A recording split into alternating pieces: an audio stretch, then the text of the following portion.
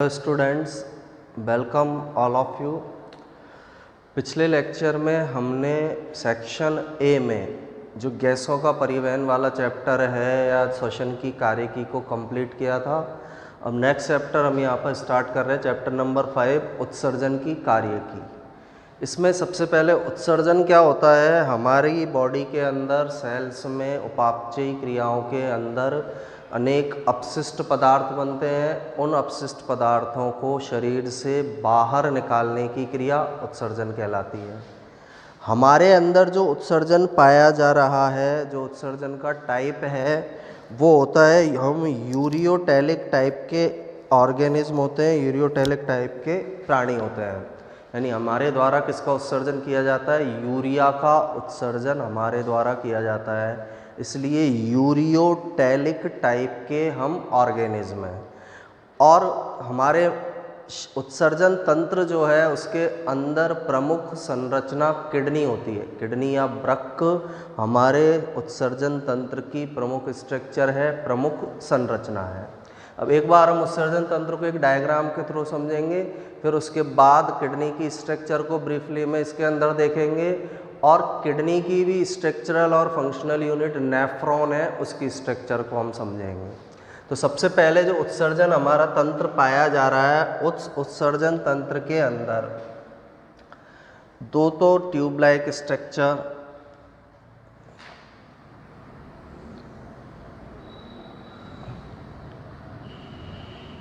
इस तरह की ट्यूब लाइक स्ट्रक्चर्स पाई जा रही हैं।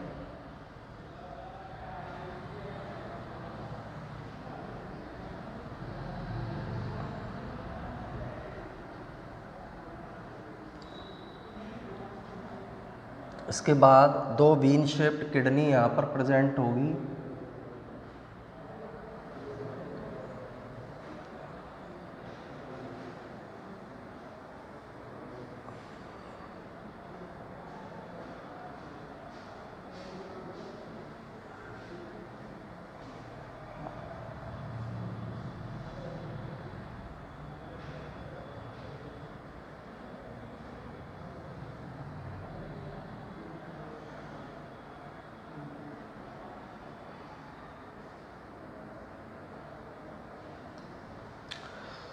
नेक्स्ट, किडनी के ऊपर एक स्ट्रक्चर पाई जाती है एड्रिनल ग्लैंड। एक ग्लैंड इनके ऊपर प्रेजेंट होगी जिन्हें हम एड्रिनल ग्लैंड कहते हैं। एड्रिनल ग्लैंड प्रेजेंट है।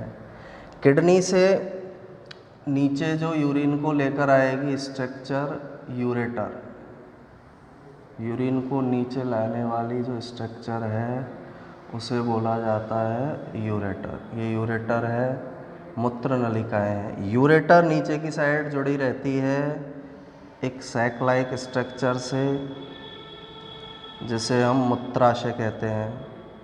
मूत्राशय एक ओपनिंग के द्वारा बाहर खुलेगा, उस ओपनिंग को मूत्र जनन छिद्र के नाम से, यूरेथ्रा के नाम से जाना जाता है। अब ये जो पार्ट है अभी मैं पूरा बताऊंगा इसके बारे में, किस तरह की स्ट्रक्चर है।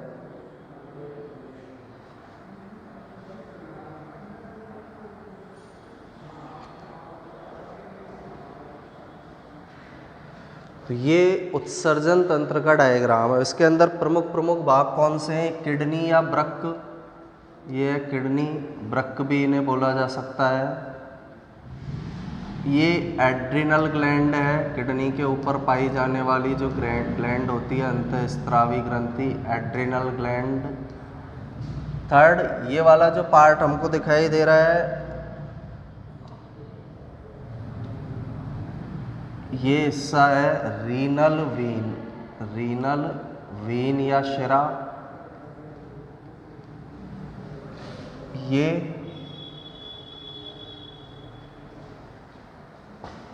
रीनल आर्टरी या धमनी, रीनल आर्टरी। रीनल वीन है, एक रीनल क्या पाई जा रही है? आर्टरी इसके अंदर प्रेजेंट है। इनकी ये ब्रांचेज है, रीनल वीन, रीनल आर्टरी है, किडनी है। इनको बोला जाता है यूरेटर, यूरिनरी ब्लेडर, मूत्राशय, और लास्ट ये जो ओपनिंग है यूरेथ्रा या इसे मूत्र मार्ग के नाम से जाना जाता है। तो ये स्ट्रक्चर मनुष्य के अंदर उत्सर्जन तंत्र की स्ट्रक्चर है, एक्सक्रीटरी सिस्टम की स्ट्रक्चर है। अब ये जो शिरा और किडनी आर्टरी हमने बताई है, रीनल वीन जो होती है वो वीना केवा से जुड़ी रहती है। रीनल आर्टरी जो है हमारे अंदर जो एरोटा आ रहा है नीचे की तरफ, उससे कनेक्ट होगी, उससे जुड़ी हुई पाई जाती है। रीनल आर्टरी जो है वो कहाँ पर जुड़ी हुई पाई जाएगी? एरोटा से, डॉर्सल एरोटा से। और रीनल वीन या शिरा जो है वो किसके साथ अटैच होती है, किसके साथ जुड़ी हुई होती है? वीना केवा से। एग्जैक्ट पोजीशन इनकी ये वाली है, इसकी एग्जैक्ट पोजीशन को हम दिखाएं। रीनल शिरा, ये जो ब्लू कलर की अंदर जा रही है ये रीनल शिरा है, और ये जो रेड कलर की अंदर आ रही है, रेड कलर की जो अंदर आ रही है, इसे हम कौन सी बोलते हैं? Renal artery. तो ये रीनल वर्ड मैंने पहले बताया था। रीनल जो शब्द है किडनी से रिलेटेड है, वृक्क से रिलेटेड है। तो ये स्ट्रक्चर किसकी हो गई? हमारे उत्सर्जन तंत्र की संरचना होती है। तो ये उत्सर्जन तंत्र की स्ट्रक्चर है। इसमें हमको पहले पढ़ना है किडनी के बारे में, मेन जो स्ट्रक्चर है। फिर किडनी के अंदर ये जो स्ट्रक्चर दिखाई दे रही है, इस किडनी के बारे में हमें इसके अंदर स्टडी करना है। किडनी के अंदर क्या पाया जा रहा है उनके बारे में पढ़ना है। फिर उसके बाद जो संरचनात्मक और क्रियात्मक इकाई है किडनी की, नेफ्रॉन के बारे में पढ़ना है। अब किडनी के स्ट्रक्चर को भी हम एक डायग्राम के थ्रू समझेंगे कि किडनी के स्ट्रक्चर में क्या होता है। अब इनका बेसिकली काम बता देता हूँ। किडनी या जो वृक्क है उसके अंदर यूरिन का फॉर्मेशन होगा। यूरिन बनने के बाद यूरेटर के थ्रू यूरिनरी ब्लैडर में आ जाता है। यूरिनरी ब्लैडर में कुछ समय तक यूरिन को इकट्ठा किया जाता है और यूरेथ्रा से फिर इसको बाहर निकाल दिया जाता है। ये उत्सर्जन तंत्र का फंक्शन है। ये रीनल आर्टरी है, रेड पिंक कलर वाली, ब्लू कलर वाली रीनल शिरा है। ये किसके साथ जुड़ी हुई है? ये वीना केवा के साथ जुड़ी होगी। जो इन्फीरियर वीना, ये जो स्ट्रक्चर है इन्फीरियर वीना केवा, इन्फीरियर वेना केवा, जो महाशिरा होती है नीचे वाले पार्ट में पाई जाती है, उसे इन्फीरियर वीना केवा कहते हैं, उसके साथ ही अटैच है। ये जो है ये है डॉर्सल एरोटा, महाधमनी जो होती है वो ये है, इसके साथ ये जो रीनल आर्टरी है ये अटैच है। और दोनों किडनी में रीनल आर्टरी और रीनल वीन की सप्लाई होती है। अब किडनी के स्ट्रक्चर को आगे हम एक डायग्राम के थ्रू समझें कि डायग्राम से किडनी के स्ट्रक्चर को किस तरह से हम शो कर सकते हैं। इसमें सबसे पहले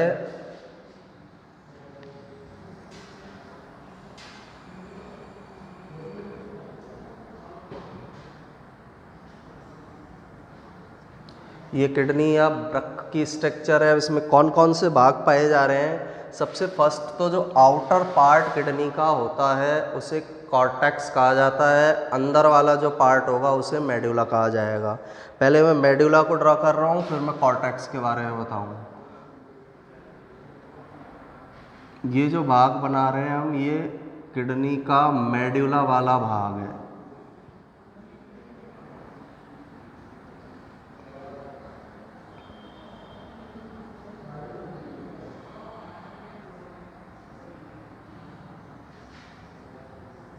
ये अंदर जो बनाया है मेडुला वाला पार्ट है। इसके बाहर जो पार्ट मिलेगा उसे हम कॉर्टेक्स भाग कहते हैं। ये कॉर्टेक्स पार्ट है। ये पूरा जो पार्ट दिखाई दे रहा है बाहर वाला,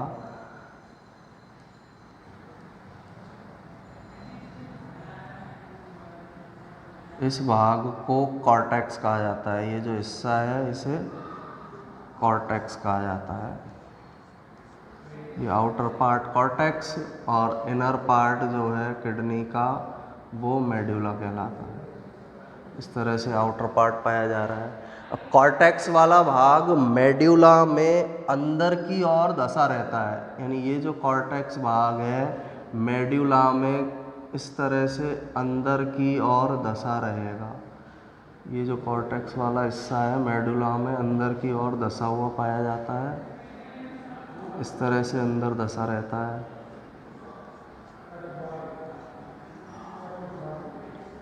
अब ये जो अंदर की ओर धसी हुई स्ट्रक्चर है, पहले ये कौन सा पार्ट है? कॉर्टेक्स, किडनी का बाहर वाला पार्ट। दूसरा है ये मेडुला। अब ये पिरामिड की शेप का है, इसलिए इन्हें हम मेड्यूलरी पिरामिड भी बोलते हैं। मेडुला भाग या मेड्यूलरी पिरामिड के नाम से इन्हें जाना जाता है। मेड्यूलरी पिरामिड भी इन्हें कहा जाता है। पिरामिड जैसी शेप है इसलिए इनको मेड्यूलरी पिरामिड नाम दिया है। कॉर्टेक्स का कुछ हिस्सा मेड्यूला में धसा रहता है। ये जो हिस्सा है, ये जो हिस्सा हमें दिखाई दे रहा है इसके अंदर धसा हुआ, इन धसे हुए हिस्सों को बर्टिनी के स्तंभ कहा जाता है। बर्टिनी के स्तंभ कहा जाता है। कॉलम ऑफ बर्टनी के नाम से, रीनल कॉलम के नाम से इन्हें जाना जाता है। कॉलम ऑफ बर्टनी ये है, बर्टनी के स्तंभ इन्हें बोला जाता है। इसके बाद ये जो पार्ट हमें दिखाई दे रहा है अभी, बर्टनी के स्तंभ अंदर की ओर धसे, जिसके कारण एक कैलिक्स संरचना बनती है। ये जो स्ट्रक्चर बनी, ये मेडुला वाला पार्ट, इसमें बर्टनी के स्तंभ धस गए, इसमें यहाँ पर इस तरह की एक स्ट्रक्चर बनेगी।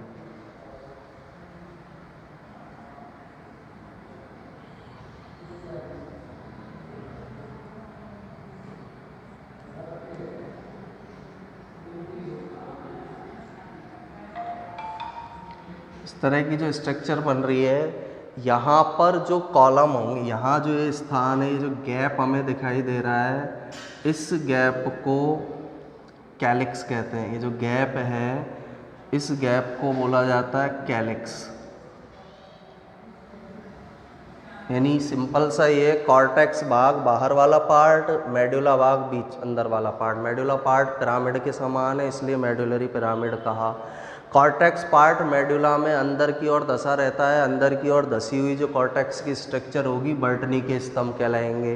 बर्टनी के स्तंभ के कारण जो स्ट्रक्चर बनती है उन्हें हम कैलिक्स कहते हैं। कैलिक्स दो टाइप के होते हैं, एक माइनर कैलिक्स, एक मेजर कैलिक्स।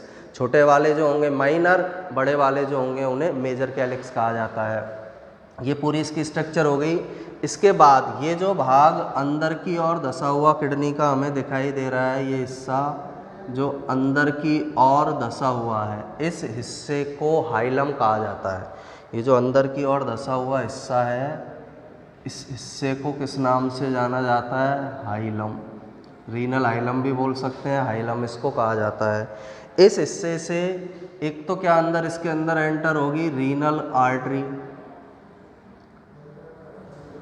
एक तो इसमें रीनल आर्टरी जुड़ी हुई होगी, एक इसमें क्या जुड़ी हुई होगी? Renal vein. रीनल वेन इसके साथ जुड़ी होगी। इसी हिस्से से यूरेटर क्या होती है? बाहर की ओर निकली रहती है। तो और इसी हिस्से से जो नर्व्स है, नर्व की सप्लाई भी इसी हिस्से में होगी। जो नर्व्स की जो सप्लाई होती है वो सप्लाई भी इसी हिस्से से होती है। ये नर्व्स है, ये नर्व्स की सप्लाई है। तो हाइलम एक ऐसा पार्ट होता है किडनी के अंदर की ओर धसा हुआ हिस्सा होता है, जिससे रीनल आर्टरी जुड़ी रहती है, रीनल वेन जुड़ी रहती है, यूरेटर जो है, जो नलिका जो है, मूत्र नलिका भी मैंने बताया था यूरेटर, वो इससे जुड़ी रहती है, और तंत्रिकाएं या नर्व्स जो है वो भी इसी हिस्से से किडनी के अंदर एंटर करती है। इसके बाद ये जो यूरेटर जब अंदर एंटर करेगा, यूरेटर ने अंदर एंटर किया, अंदर एंटर करने के बाद ये एक इस तरह की कीप के समान संरचना बना लेता है। यहाँ तक तो एक नलिका के समान है, अंदर एंटर करके ये एक कीप के समान स्ट्रक्चर बना लेगा, जिसमें जो कैलिक्स पढ़े थे हमने, ये कैलिक्स इस कीप में आकर खुलते हैं। इस वाले भाग के अंदर आकर क्या होंगे? वो ओपन होंगे। तो कीप के समान एक स्ट्रक्चर बना लेता है ये यूरेटर वाला पार्ट। यूरेटर जो है अंदर की और एक कीप के समान भाग बना लेता है। उस कीप के समान भाग को, यानी इस पूरे भाग को हम दिखाएं, ये जो कीप के समान पार्ट दिखाई दे रहा है यूरेटर का, इस कीप के समान भाग को रीनल पेल्विस कहा जाता है। तो इस तरह का यूरेटर ये अंदर की ओर जब एंटर हुआ, ये तो इस तरह से कीप के समान चौड़ा भाग बना लिया। इस चौड़े भाग को रीनल पेल्विस के नाम से जाना जाता है। तो ये किडनी की स्ट्रक्चर के बारे में एक बार मैं फिर से रिवाइज कर देता हूँ इसको। किडनी में सबसे बाहर जो मिलेगा, बाहरी जो भाग है किडनी का, कॉर्टेक्स कहलाता है। सबसे बाहर वाला भाग कॉर्टेक्स, अंदर वाला जो भाग होगा उसे क्या बोला जाता है, मेडुला या मेडुलरी पिरामिड। मेडुला एक इस शेप में पाया जा रहा है, पिरामिड की शेप में, इसलिए इसे मेडुलरी पिरामिड नाम दिया गया है। थर्ड, कॉर्टेक्स वाला भाग मेडुला के अंदर की ओर धंसा होता है, यानी मेडुला वाले भाग को डिवाइड करता है, पिरामिड स्ट्रक्चर बनाता है, और जो हिस्सा इसको दो मेडुलरी पिरामिड के बीच में पाया जा रहा है उसे बर्टिनी के स्तंभ कहते हैं। जो स्ट्रक्चर दो मेडुलरी पिरामिड के बीच में है उसे बर्टनी के स्तंभ बोला जाता है। नेक्स्ट, जो ये बर्टनी के स्तंभ है, मेडुलरी पिरामिड है, इनके जो ओपनिंग है, इनकी ओपनिंग को क्या बोलते हैं, कैलिक्स। दो टाइप के होते हैं, एक माइनर कैलिक्स होगा, एक मेजर कैलिक्स होगा। ये सब एक कीप के समान स्ट्रक्चर के अंदर खुलते हैं। इस कीप के समान संरचना को रीनल पेल्विस बोला जाता है। रीनल पेल्विस क्या है, जो यूरेटर ऊपर गया है इसके अंदर, किडनी के अंदर, वो आगे जाकर चौड़ा हो जाता है इस तरह से, इसको रीनल पेल्विस कहेंगे। ये यूरेटर स्ट्रक्चर है जो बाहर निकलेगी नीचे यूरिनरी ब्लैडर में, मूत्र को लेकर आती है। ये जो धंसा हुआ भाग है किडनी का, ये धंसा हुआ हिस्सा जो हमको दिखाई दे रहा है, इस धंसे हुए हिस्से को हाइलम कहा जाता है। हाइलम किडनी में ऐसा भाग है जहाँ पर वृक्क धमनी जुड़ी रहेगी, वृक्क शिरा जुड़ी रहेगी, यूरेटर यहीं से निकलता है और नर्व या तंत्रिकाएं भी इसी हिस्से से अंदर प्रवेश करती है। तो एक किडनी या वृक्क की स्ट्रक्चर और संरचना होती है। इसके बाद किडनी की संरचनात्मक और क्रियात्मक इकाई नेफ्रॉन होते हैं। तो नेफ्रॉन की स्ट्रक्चर के बारे में हमें स्टडी करना है। तो नेक्स्ट जो हमारी स्ट्रक्चर है, इसके अंदर सबसे पहले जो नेफ्रॉन स्ट्रक्चर है, नेफ्रॉन होती क्या है, वृक्क की या किडनी की संरचनात्मक और क्रियात्मक इकाई को नेफ्रॉन कहते हैं। किडनी में जो काम किया जा रहा है, किडनी को बनाया जा रहा है, वो नेफ्रॉन है। लाखों की संख्या में नेफ्रॉन किडनी में पाए जाते हैं। दोनों किडनी के अंदर लाखों की संख्या में नेफ्रॉन प्रेजेंट होंगे। नेफ्रॉन की स्ट्रक्चर को भी हम एक डायग्राम के थ्रू समझें किस तरह नेफ्रॉन की संरचना होती है। पहला नेफ्रॉन की परिभाषा याद रखनी है, यह है वृक्क की संरचनात्मक और कौन सी इकाई होती है, क्रियात्मक इकाई। यानी जो मूत्र का निर्माण होता है, वो मूत्र का निर्माण इस नेफ्रॉन स्ट्रक्चर के अंदर होता है। मूत्र निर्माण की क्रिया, यूरिन फॉर्मेशन की क्रिया इस नेफ्रॉन संरचना में पाई जाती है। तो नेफ्रॉन वृक्क की संरचनात्मक क्रियात्मक इकाई है। इसकी स्ट्रक्चर में कौन कौन सी संरचनाएं पाई जाती है। सबसे पहले इसमें जो स्ट्रक्चर पाई जाएगी, एक कप के समान संरचना होती है।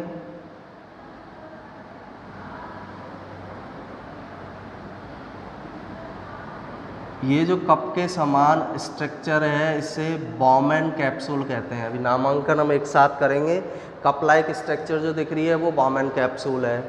बॉमन कैप्सूल नीचे की ओर रीनल ट्यूब्यूल से जुड़ा रहता है, और रीनल ट्यूब्यूल इस तरह की स्ट्रक्चर है जो मुड़ी हुई होती है। इस तरह से मुड़ी हुई रीनल ट्यूब्यूल मिलेगी।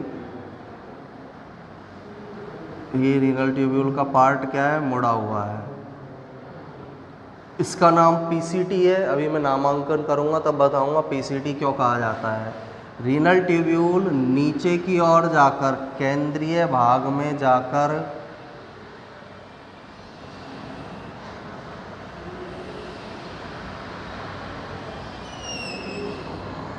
एक हेयर पिन लाइक स्ट्रक्चर बनाती है।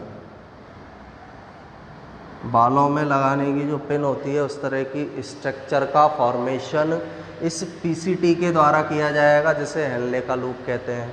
हेनले का लूप जो है, यहाँ पर एक डक्ट मिलेगी। पहले एक डक्ट बना देते हैं, कलेक्टिंग डक्ट।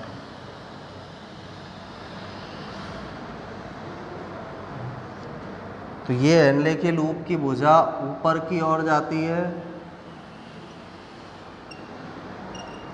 ये भी मुड़ी हुई स्ट्रक्चर होगी, इस तरह से कॉन्वोल्यूटेड पाई जाएगी। इसे डीसीटी के नाम से जाना जाता है। बेसिक स्ट्रक्चर नेफ्रॉन की। इसके अलावा जो ये बॉमन कैप्सूल है, इसमें अंदर की ओर आने वाली जो वाहिका है वो इसके अंदर प्रेजेंट होगी, अभिवाही धमनिका होगी। अंदर की ओर आकर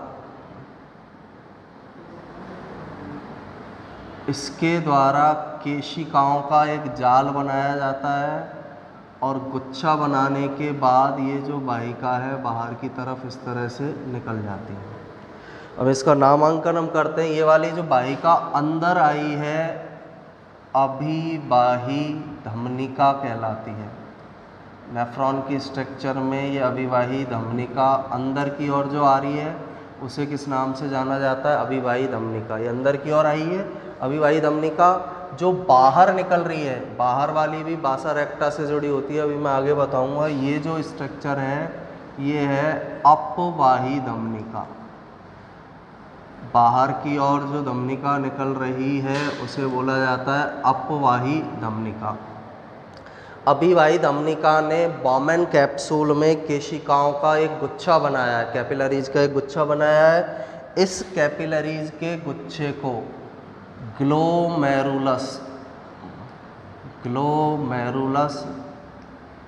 या केशिका गुच्छ कहते हैं।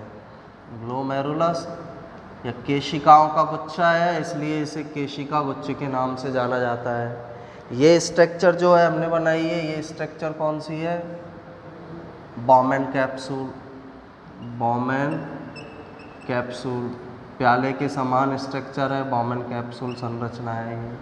ग्लोमेरुलस और बॉमन कैप्सूल दोनों के मिलने से, ये दोनों जब मिल जाते हैं मैलपीगी काय बनती है। मैलपीगी काय, यानी इन दोनों को मिलाकर मैलपीगी काय बोला जाता है। इसके बाद जो ये यहाँ से स्टार्ट हुआ है भाग और यहाँ तक पूरा जो पाया जा रहा है, यहाँ तक का जो हिस्सा है, इस हिस्से को बोला जाता है रीनल ट्यूब्यूल। इसे किस नाम से जाना जाता है? रीनल ट्यूब्यूल के नाम से इसे जाना जाता है। रीनल ट्यूब्यूल की स्ट्रक्चर के भी कुछ भाग होते हैं। पहले भाग को बोला जाता है पीसीटी या समीपस्थ कुंडलित नलिका। ये जो पहला भाग है समीपस्थ कुंडलित नलिका कहलाएगा। पास वाला है कुंडलित है, इसलिए समीपस्थ कुंडलित नलिका नाम है। ये वाला जो हिस्सा है दूर है, कुंडलित है, इसलिए क्या बोला जाता है? दूरस्थ कुंडलित नलिका इसे बोला जाएगा। नाम में इनकी पोजीशन है, पास वाला कुंडलित है इसलिए समीपस्थ कुंडलित नलिका, दूर वाला है कुंडलित है इसलिए इसको बोला जाता है दूरस्थ कुंडलित नलिका। शॉर्ट नेम भी इनका याद रखना है पीसीटी, प्रॉक्सिमल कॉन्वोल्यूटेड ट्यूब्यूल। इसको बोला जाता है डीसीटी, डिस्टल कॉन्वोल्यूटेड ट्यूब्यूल। फिर नीचे की ओर जब ये पीसीटी गई, एक हेयर पिन लाइक स्ट्रक्चर इसने बनाई। इस हेयर पिन लाइक स्ट्रक्चर को बोला जाता है हेनले लूप।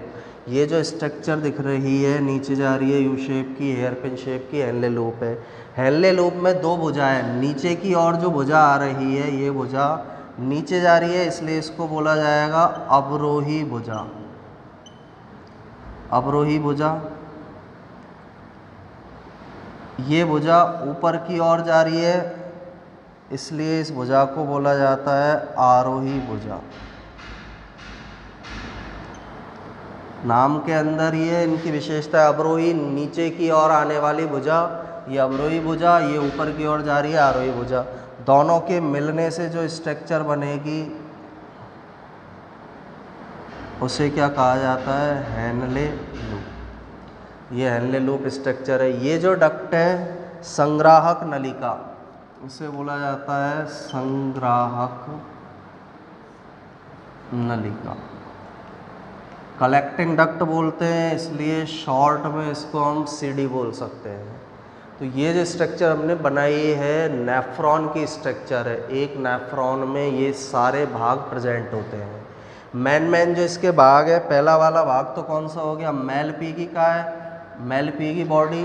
दूसरा इसका जो मेन भाग है वो कौन सा होता है, रीनल ट्यूब्यूल, रीनल ट्यूब्यूल। और फर्स्ट जो पार्ट है वो इसका मेन पार्ट कौन सा है, मेलपीगी बॉडी होगा।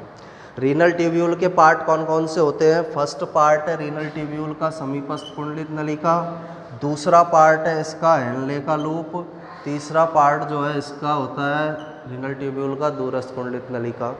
हेनले के लूप में दो भुजाएं हैं, फर्स्ट भुजा अवरोही भुजा, दूसरी भुजा कौन सी होती है, आरोही भुजा होगी। और संग्राहक नलिका ऐसी नलिका है जिसमें अनेक नेफ्रॉन की दूरस्थ कुंडलित नलिका जुड़ी रहती है। और भी नलिकाएं इसमें जुड़ी रह सकती है, जैसे इस साइड से कोई नेफ्रॉन आ रहा है, उसकी जो दूरस्थ कुंडलित नलिका है यहाँ आकर जुड़ जाएगी। इस साइड से कोई नेफ्रॉन आया तो उसकी दूरस्थ कुंडलित नलिका डीसीटी यहाँ पर आकर जुड़ जाएगी। इस तरह से जुड़ी हुई ये पाई जाती है, इस तरह से अटैच हो सकती है। एक नेफ्रॉन है अदर, उसकी यहाँ पर ये जुड़ जाती है। तो ये संग्राहक नलिका है जो यूरिन को कलेक्ट करती है, और ये संग्राहक नलिका यूरिन को यूरेटर में डालती है, यूरेटर से यूरिनरी ब्लैडर में जाता है, यूरिनरी ब्लैडर से किसके अंदर ये जाता है, यूरेथ्रा के द्वारा बॉडी से बाहर इसको निकाला जाता है।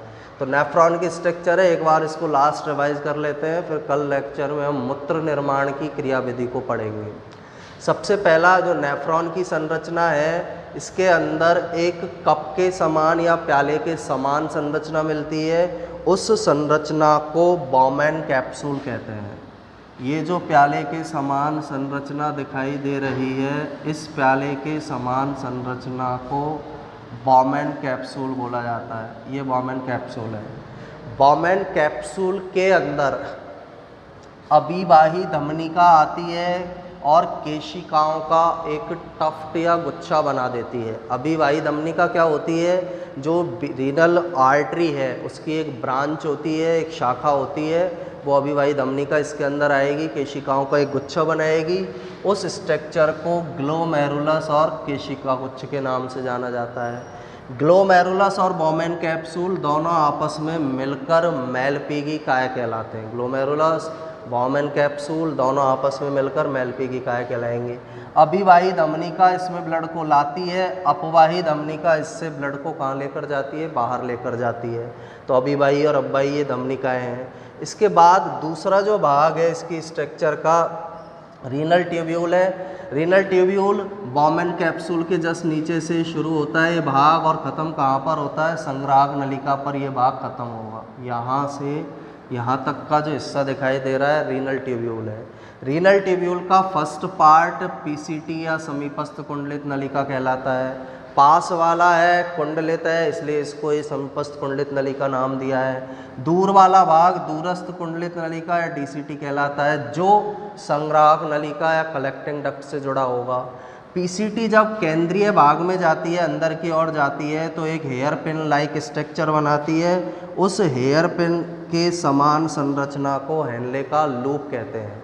हेनले के लूप की जो भुजा नीचे की ओर जा रही है, नीचे की ओर जा रही है, इसे बोला जाता है अवरोही भुजा। जो भुजा ऊपर की ओर जाती है, ये ऊपर की ओर जा रही है, इसे बोला जाता है आरोही भुजा। तो ये स्ट्रक्चर है। इनके अलावा जो अपवाही धमनिका है, ये अपवाही धमनिका रीनल वीन से जुड़ी रहती है, जो वृक्क की शिरा है उसके साथ अटैच होगी। एक केशिकाओं का एक जाल इसके द्वारा बनाया जाता है। एक जाल जो केशिकाओं का इनके द्वारा बनाया जाएगा, ये इस तरह से नीचे की तरफ आती है, रीनल वीन से जुड़ेगी। और जो हेनले का लूप है उसके आसपास इनके द्वारा एक किसका फॉर्मेशन किया जाता है, जाल का फॉर्मेशन। ये यहाँ पर आई ये नलिका, और हेनले के लूप के चारों तरफ एक जाल का फॉर्मेशन इसके द्वारा किया जाए। इस तरह की स्ट्रक्चर और इसमें मिलती है। ये जो स्ट्रक्चर है, ये जो संरचना है,